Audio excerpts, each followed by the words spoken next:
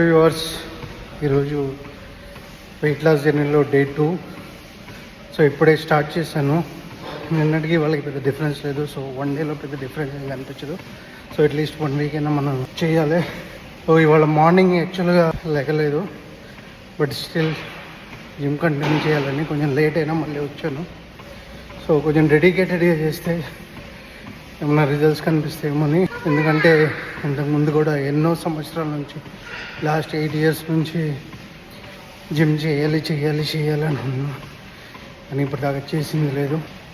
ఒకసారి మధ్యలో చేశాను, ఒక 2 months 10 kgs వెయిట్ తగ్గాను. మళ్ళీ దాని తర్వాత నెగ్లెక్ట్ చేస్తే దానికి డబుల్ వేగిపోయింది. ఈసారి ఏంటంటే ఒక లైఫ్ స్టైల్ లాగా అలవాటు చేసుకోవాలనేది మెయిన్ ఉద్దేశం అన్నమాట. రోజు 1 గంట సేపు జిమ్లో గడపాలి, ఎక్సర్సైజ్ చేస్తూ.